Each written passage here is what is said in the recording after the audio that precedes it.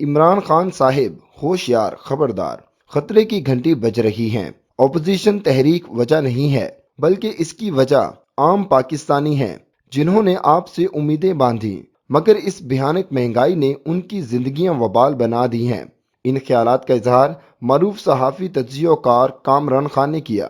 تفصیلات کے مطابق اپنے ایک ولاگ میں انہوں نے کہا کہ وزیر اعظم عمران خان کو دو ٹوک انداز میں بتا دینا چاہتا ہوں کہ کھانے پینے کی اشیاء اور یوٹیلیٹی بلز کی قیمتوں میں بے پناہ اضافہ ہو چکا ہے، جس نے عام پاکستانیوں کی چیخیں نکال دی ہیں۔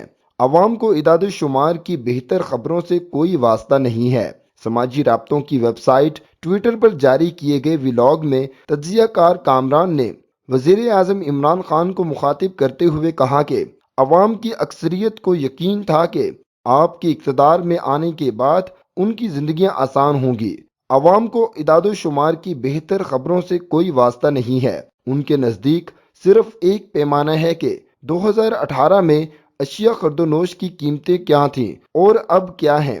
ہم جانتے ہیں کہ آپ انتھک محنت کر رہے ہیں، مگر اس سے عام پاکستانی کی امیدیں پوری نہیں ہوں گی، بلکہ غریب اور عام پاکستانی آپ سے بددل ہو رہے ہیں۔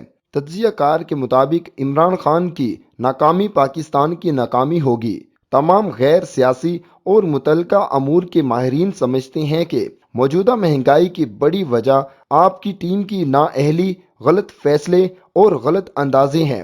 وقت کا تقاضا ہے کہ سیاسی مخالفین کو بھول کر کمر کس لیں اور مہنگائی کو شکست دیں، کیونکہ یہ انتہائی ضروری ہے۔ دوسری طرف وزیر اعظم عمران خان نے قوم کو خوشخبری سنائی ہے کہ معیشت کے اگلے استحکام کے ساتھ آخر کار ہم درست سمت میں چل نکلے ہیں۔ وزیر اعظم نے بتایا کہ پاکستان کے لیے عظیم خوشخبری ہے، بالآخر درست سمت میں چل نکلے ہیں۔